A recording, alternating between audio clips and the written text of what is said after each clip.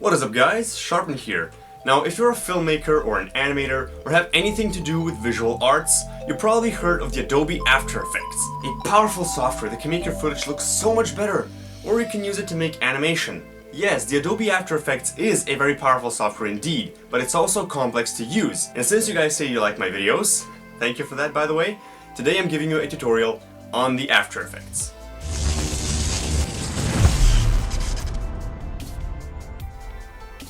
Now before we begin the actual tutorial, we gotta take a few notes. First, Adobe After Effects is a compositing software, not an editing one. That means you wouldn't use After Effects to place your footage one after another, then cut it and add effects. No, that's Premiere Pro we're talking about. Adobe After Effects is a compositing software, meaning you would place your footage on top of each other, having multiple layers, and then compiling it down to one single file. That usually results in short clips, but they're very huge in size. Second note, that process takes a lot of computing power. So if your computer is a potato, or if you're using massive files, or if you're using long footage, then you're gonna experience crashes, my friend. Third note, you can also use it to make animations, which I mentioned before. I'm gonna show you how to do that as well. Fourth note, this is an overall After Effects tutorial. So if you're looking for something specific, like how to make an energy burst or how to animate a bouncing ball, you're not gonna see it in this video. In this video, I'm showing you how to navigate in the program, how stuff works and the tools available and how compositions work and stuff like that. If you want a more specific tutorial,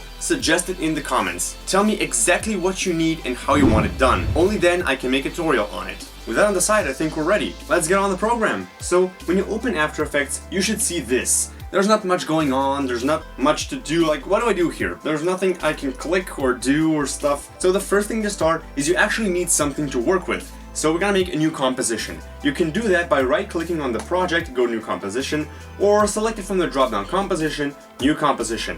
Another note, there's a lot of different ways to do the same thing in this program, so I'm gonna show you my way. You can do whatever way you want, as long as you get the same results as I do. We're gonna name this composition Test, because this is, actually, tutorial, that sounds better. The width and height is gonna remain the same as it is. This is the standard full HD video format. The frame rate is gonna be 60, why not? The resolution doesn't matter here because we can change it later, and this is your time code and the duration. I wouldn't mess with this, except you can make the video longer or shorter. I'm gonna keep it on 10 seconds. The background color doesn't really matter at all. Click OK, and you should get this. Now you have a black square. First off, I want to add some footage to this so I can actually do something with it. File, import, file. And just because you're my channel, I'm gonna import my logo. Again, there's nothing in the program, even though I imported a logo. Well, I have to pick the logo and drag it on the timeline. Now it appears in this. As you see, it's pretty big because the file size is 2000 by 2000, which is way more than this composition. What we can do here is click this little arrow on the logo, click the transform button, and in here you can change its anchor point. So this middle point right here is now being changed relative to the logo. The image is what's changing the position, but the anchor point is what's offsetting. If I, for example, mess with the position, as you see, the anchor point is moving with it. And the anchor point is pretty important because if I want to rotate the logo, it's now rotating from the anchor point. But if I mess with the anchor point and rotate it now, it's offset from its anchor point. That's what you have to be careful about. Then you have the opacity, so you can decrease the visibility. But what I really want to do here is mess with the scale, because the logo is now smaller. You can also drag around to mess with the position and the scale on here. You can hold shift so you don't deform it like so, or you can just do anything you want with this. This is it, this is my logo. I'm gonna position it somewhere up here, just so we keep it in. First off, I'm gonna show off the tools. The selection tool is what I have right now. The tool that I'm using to select my logo, resize it, and do stuff with it. Next we have the hand tool, which is used for you to navigate around the program. You can also have the selection tool enabled and hold down space to enable the hand tool. Once you let go, you're back to selection tool. Hand tool, selection tool, just hold space. Then you have a zoom tool, so you can zoom in or hold Alt and click to zoom out. You can also zoom by scrolling your mouse cursor, so you don't need this tool either. If you ever get lost, you can simply click this arrow and click fit, or fit up to 100. Now your entire composition fits in this square perfectly. Next tool we have is a rotation tool. You can use this to rotate your tools, like so. It'll rotate the elements on the image. unified camera tool, which you can use to manipulate the camera, but it's not in the project yet. I usually don't even import the camera unless I do something with 3D. After Effects also offers the option to work in a 3D space to make three-dimensional logos and stuff, but I usually don't even use a camera, so this tool is pretty much useless to me. This pan behind tool is important if you want to change the anchor point, so I can click and drag it around, but the image itself stays on the same place. So let's say I want an anchor point down here, but the image stays the same. If I try to rotate this, it's now going to rotate from the anchor point. That's why you got to be careful where your anchor points are. We have the rectangle tool. In here, you should have two icons. Tool creates shape and tool creates mask. Since I have a layer selected, I can only use this tool to create a mask on it. So let's see what happens if I draw a rectangle here. What's in the rectangle is revealed. What's not is hidden. For now, I want to show you the basic shape. So I want to deselect the layer. Now it's only able to create a shape. You can change the fill color of the shape or the fill type of the shape, so you can have it a gradient or no fill at all. And you can do the same with stroke. You can pick a color or you can pick the type of stroke. So none, gradient, solid color. I don't want the stroke, so I'm gonna click none. The stroke is basically an outline on your shape, so the outer edge. Now if I draw a shape, you can see I've made a new shape layer. This is the layer that holds my shape. My shape is on this layer. The contents of this layer is this rectangle, which is a shape. You can mess with the path, the stroke, which doesn't exist because I didn't add it, the fill, and the transform. So you can change a few different settings on the rectangle, like skew axis. You can scale it down, you can position it around, you can rotate it, you can lower the opacity on the shape, or you can close all this up and go under transform, and you can mess with the entire layer. So I position this, the entire shape layer is moving, not just the shape. All of these properties can be animated as well, and I'm going to show you how to do that later. Now that I'm on this layer, I could either make another shape or click on this icon and now make a mask. So anything I draw is going to be revealed. The shape is over here, so if I were to animate this rectangle, if I were to move this rectangle, it's only going to be visible inside this mask. And that's very useful for later on complex effects, which I'm not diving into deeper in here too much. So the shortcut for the rectangle tool is Q, as you see here. So if I press Q again, I have a rounded rectangle tool. If I press Q again, I have the ellipse tool. You can press Q again to have hexagons, or while you're drawing the shape, you can press up and down on your keyboard to add or remove corners. Like I want to have a pentagon, so I'm going to keep it like this. You can press Q again to have a star. So if I draw a star here, you can do the same. Press up and down to add or remove spikes. Like the lowest is 3, the maximum is pretty much unlimited. So I just want to make like this. And if you hold down Control, you can mess with the size of the spikes. Like as you see what I'm doing right now, I'm holding down the Control key. There's a lot of shortcuts in this program, and knowing about them is gonna help you master the program better. These were the basic shapes. Then you have the pen tool, which you can use to draw curves. You don't understand how the curves work yet, I can make a separate tutorial on the pen tool, because the pen tool is a pretty big tool. It has a lot to explain on it. I even used the pen tool in one of my tutorials, and I can't explain how the pen tool works in there. Although I didn't go into detail too much. So again, if you want me to make a tutorial on the pen tool, just let me know in the comment section.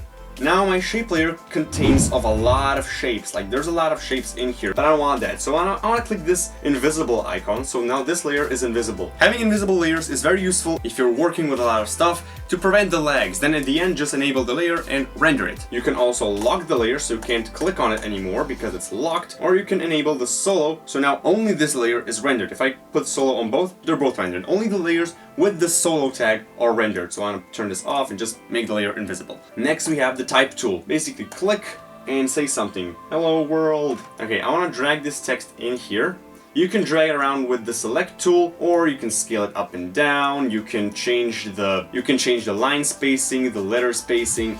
You can give it a stroke fill over, so you can change the stroke color up here. Just double click on it. Let's say we have a red stroke, you can change that. You can fill over stroke, stroke over fill. So you see now the stroke is going over the fill, or you can have fill over the stroke. All the different options. You can scale the text up, you can scale the text wide, you can change the text offset, and the different text variants like slanted, all caps, small caps, superscript, subscript, and the paragraph options like the alignment and all the other things you can do with text. These next tools are more advanced, so I'm not gonna go into them in today's video. You can ask for more advanced tutorials and I'll show you when these tools are used. Now, some things we have in here. I wanna import another image. Let's go for the avatar. And the avatar is gonna be the lowest layer, so it's gonna be positioned down here. Hello, Ang. Now, if I place my logo above it, as you see, my logo is hiding it because it's above the avatar layer. The hello world text is above everything else, so I just want to move it away or make it invisible because it's annoying. Right now I want to show something off. The mode here is set to normal. You can change the blending mode of the logo. If you don't have these options here, click this toggle switches / modes. You will toggle between this and this. It's a very useful tip. So let's say I put it on lighter. Now the image is lighter on the logo. Let's say I want to go for overlay. Now it's overlaid on the image, like making the colors more saturated and dark. Screen, lighter color, difference, exclusion, divide. There's all sorts of different blending modes you can apply on your footage to make it more awesome, more appealing. Like, this is a good example if you're using particles. You can apply an add blending mode to the particles to make them seem like they're glowing, like they're actually on the image. This is a good way to blend images together, so you can make realistic effects with that. One thing I want to do now is I want to animate my logo. Now I'm going to show you how you can animate your stuff. So I want to place the position here and click this stopwatch icon. That will make a keyframe on the timeline. I also want to keyframe the rotation, so now the position and the rotation are keyframed on this point. I want to move 1 second forward in the timeline, and upon moving the logo, I made a second keyframe. So I want to move it somewhere down here. Oops, somewhere down here. So now the logo is moving up and down. If you want to select the frame with your keyframe, don't search for it, but hold down Shift instead, and the slider here will stop on the keyframe immediately. I also want to give it some rotation, and now if I play this out now, the logo is rotating around this place. One more thing Adobe After Effects is great for are track mats. I want to show you how these work. If I select my avatar layer and go under the track mats, let's select the mat Alpha Matte Logo Round. Everything is now invisible except the place where a logo is moving across the scene. So if I make logo visible here, it's right here, and the avatar layer is only visible under the logo, because it's alpha matting the logo channel. It's hard to understand, but this is a very, very useful tip for any kinds of After Effects. The shockwave you saw on the screen at the beginning of the video, like where the guy kicked him and the green shockwave came out. Yeah, I kind of achieved that using track mats. The green shockwave effect didn't cover up the person, but went behind it because I used a track mat of this person. And that's very useful. You can also go for alpha inverted mat, so now it's only becoming invisible where the logo is. If you want to see how this is gonna look, you can click this little toggle transparency grid. This is actually gonna be transparent because there's no background in the video at all. If I click the composition settings, and the background color, this black is your background. If I change this to red-ish, if I disable the grid, this is now your background color. It's not gonna appear red in the final video. This is gonna be transparent. You're gonna be able to see through this. Let's try to do something here. I want to go to File, Import File, and I'm now gonna import a piece of Divided 4. Like, there's no spoilers in there, it's just Sean running across the hallway, but I need some footage to work with, so let's go for what's done, Act 2, and A1. This is my Divided 4 footage. I don't want the footage to be on this composition. I want my own composition. I want to drag this file and release it on this icon, which says Create a Composition. If I drop it here, the A1 footage is now on its own composition. But let's not go for A1, like this is not the one that I wanted. I wanted A2. So it's just Sean running across the hallway, opening doors. No spoilers. As you see, this footage is 40 seconds long, and that's not okay. Like, you usually wouldn't do this. So I want to drag this work area end somewhere down to about 5 seconds or so. When the timer reaches this place, it's gonna stop rendering. Now if I render this thing, it's only gonna render the first 5 seconds, the first limits of the timer. You can also drag this around to zoom in on the timeline to see what you're doing. You can select the footage here and go under the effects and browse for all the different effects you want to apply to it. Or you can just browse for the effects here. So let's go for brightness and contrast, which is right here. I want to drag it on my layer. It will open up the effects control panel. You can mess with the brightness and with the contrast. This is horrible. I want to go for small tweaks like so, or if I want to adjust the color, just go under the effects. Okay, select your footage, go under effects, color correction, and let's go for curves. And yeah, as you see, if I toggle this effect on and off by clicking this icon, you can see there's a change in the colors, and this is the way you apply the effects. Now, one more useful thing, if I come back to this tutorial composition here, you have multiple compositions down at the bottom. As you see, it's basically just the avatar and the logo driving across and making it transparent. So to prove this is transparent, I want to open this new composition, and I want to drag this tutorial composition on top of it. Now, as you see, this appeared on top of it, and as you see, if I play this, it's becoming transparent as the logo is riding across it. One more thing, let's combine this with the blending mode. So if I click this overlay, now the avatar is blended on the image better. Let's go for lighter, screen, color dodge classic. Now let's say I like this, so I want to open the settings up and decrease the opacity. Those are some of the ways you can use multiple effects and features together to get the required result. Like, who would actually want this in their scene? I'm just making some examples. You should know about the shortcuts. So if you have this closed and you just want to open up the position, press P. If you want to see rotation, press R. If you want to see scale, press S. If you want to see the opacity, press T. Those are shortcuts which will make your life a lot easier. Now let's say you have keyframes on position, anchor point, and rotation, like on these three. Now, let's say you're making an animation and you want to see the attributes which have the keyframe already. So click on the layer and press U, and now only the ones who are keyframed will show up. Go to composition, new composition, and let's say animation. I want to keep things as they are, but keep the background color black because I'm used to the black color. Layer, new, solid.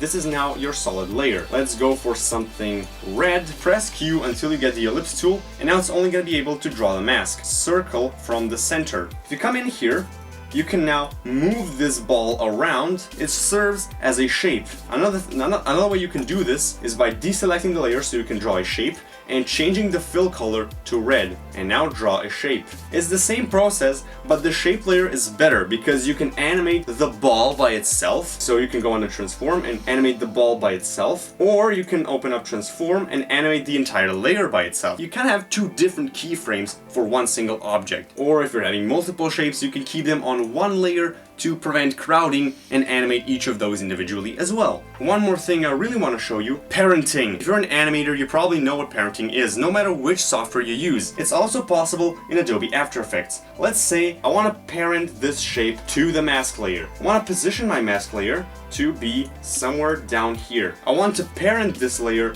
to the mask layer. You can do that simply by selecting the layer, going under the parent options, clicking it, and select red solid. This is the parent of the other shape. If I move this now, they're both gonna move. If I rotate this now, they're both gonna rotate. If I scale it, you guessed it. What's actually good about this is that the parent layer is under the child layer, but the child layer is still parented to it. So this is very great. As you see, the parent is under the text layer, but the child is over the text layer, but they are still parented, even though they have stuff in between them. So that's very useful. If you want to learn how you can animate actual characters, I'm going to show you how to do that. File, import file, and browse for this stick guy. Put it in your timeline. Now you won't be able to see it because the background is also black. That's why you can click this thing, which toggles the grid off, and you can see it again. One more thing I can tell you right now, if your project is very laggy, you can click on this full resolution thing, click on it, put it to half. Now it's half the resolution. Put it to quarter, and now it looks very pixelated, but it's not gonna lag. And don't worry, whatever you do in here, you can simply just go back to full and you won't lose any quality. This is simply for the display, so you have experience less lags while you're working on your project. I want to show you this interesting tool. It's called Puppet Pin Tool. And now I can actually make joints on my character and move them and animate them. And I want to put one on top of my character's head, one on the neck, one where the arms meet, and one on the foot. I want to click on this one so I can move from it and put one on the other knee, one on the ankle, one on the foot. Click on this one so I can move from this one. And now I can just close all this up, and now this stick.png has an effect applied to it. It's called Puppet Effect Mesh 1. Open this up, triangles, expansions, deform. Click deform, And as you see, you have a lot of different puppet pins. So let's go for puppet pin 12. Let's position it. You're moving around position points. The elbow was drawn before, so you can see this little spike in here. Because the elbow was drawn, you should have straight arms if you want this to work best. You can also move his head, his neck. Wow, you can also animate them. So if I try to do anything like this and play it out, you see he's moving. Okay, let me delete this because this is too much. Now, one more thing, I didn't jump into too much are masks. So I wanna remove all of these layers except my logo because I'm gonna use my logo on this. Let's press U so I see all the keyframes. Select these two, delete them. So now I only have one keyframe. If I click on this icon, the keyframe gets removed. So I want to position my logo in the center, right here. I want to mask with masks. Since this is already a layer that contains an image, I want to click on this, and the only thing I can create are masks. I want to make a rectangle mask, so I want to make one right here. What I can do with the mask is very awesome. I can open it up and animate the mask path, mask feather. As you see, the feather is now increasing on it, so it has a smoother transition. Mask opacity, the mask expansion, so you can put it outwards or inwards. The mask expansion. If you want to animate something, this is very useful. I've done it a lot of times myself. So I want to give this mask some feather, and then if you want to animate the mask path, click on this stopwatch on the mask path. Oh, I keyframed the mask feather, not the mask path. Oops. Okay, let's keyframe it now. Go backwards. Now click on your main layer so you can see those little dots up here. So now you can simply move those tiny dots. And if you play it now, they will move. I keyframed the wrong thing. One more thing. Okay, let's delete that. Let's delete the mask altogether and add a new one which is not deformed that much. And as you see, you have different modes on the mask. Right now it's set to add. You can set it to subtract. So when we subtract it, put it to none. So there's no mask at all. I'm gonna put this to add, and I'm gonna add another mask which is intersected with this one. If I put this to subtract, as you see, it's subtracted from the mask 1. Because this mask was created later, it's under the mask 1, and this one is in charge. So if I put this to intersect, it will only show what the masks are both intersected. Okay, then I'm not sure what lighten and darken do, but the differentiate, with the points where they intersect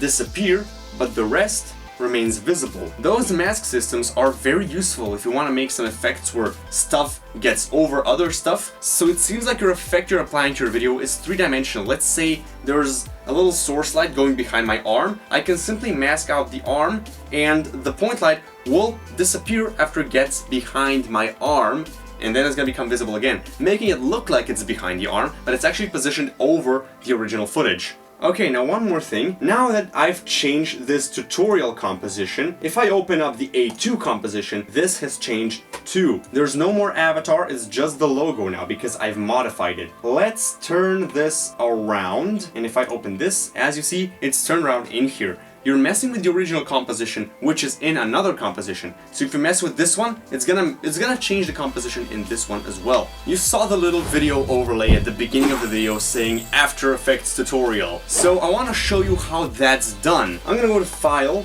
Open Project. First it's gonna ask me if I want to save this current project, and I'm gonna say no because I really don't need it. And in my After Effects folder, I have a few After Effects projects, which are my video overlays, such as this one. Hey, subscribe! The point is, I have these saved and I can modify them anytime I want. So this tutorial preset right here, if I open this up, as you see, I've got 3 different compositions. Names, scale, tutorial, all these 3. So first is the name. It's basically just the text which I've animated to fly inwards, jumble for a while, and then it says what's supposed to say. Let's call this one, instead of idle movement, call it After Effects. I'm now making the video overlay which was played at the start of the video. How trippy is that? Now I can move on to the second composition, which is where most of the animation is done. As you see, in the beginning of the video, I mentioned After Effects is a compositing software, which means you're compiling a lot of different footage on top of each other. This is what I meant. A whole bunch of layers in here. So if I only render, let's say the first one,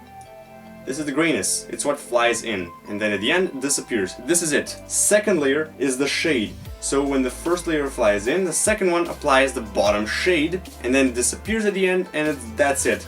The third layer is just a matte, so I can't render it at all because it's a matte of the grayness, which is applied to the shadow, so the shadow only appears in the gray square.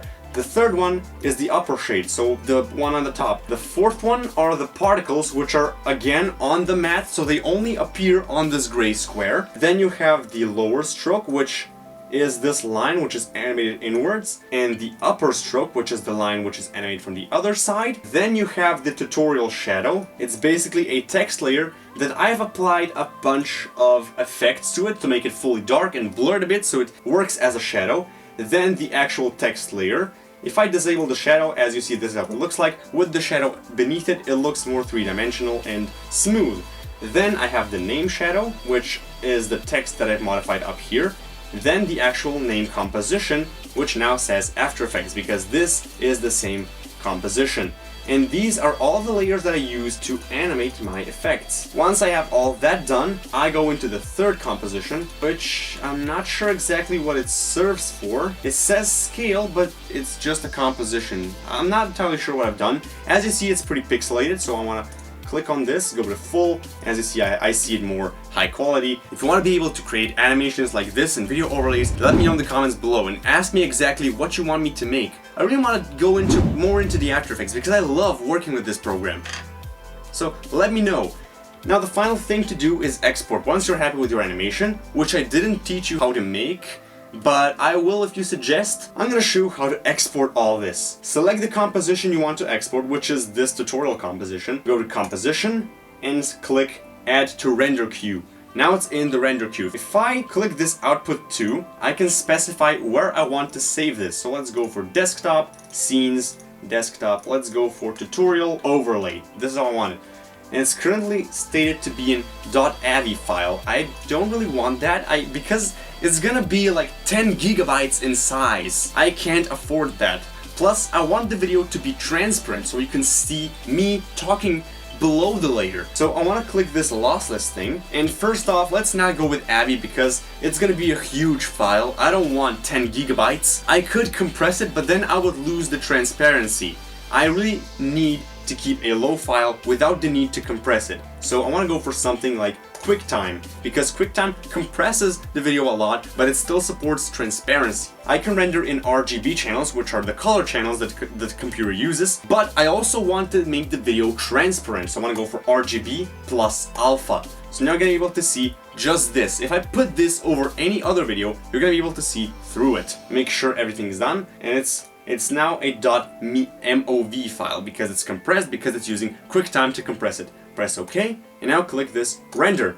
Now, the computer is going to render my overlay animation while I'm talking to you about the outro of the video. So, thank you for watching. This was an overall tutorial about After Effects. I can't talk today, I made so many mistakes. Anyway, if you want me to make something more advanced and specific, let me know. I'll be glad to work in this program because I love it. I hope you've learned a thing or two because I feel like this was pretty basic. Ooh, it's done. Anyway, I want to say thank you for watching and thank you for supporting the channel. Leave your suggestions in the comments below and subscribe to the channel for more tutorials like this. Also, I accept your tutorial suggestions on Discord, where you can also vote for the next tutorial. So if you want to vote for your next tutorials, I recommend you join the Discord server, where you can do just that. Now again, thank you for watching and stay sharp.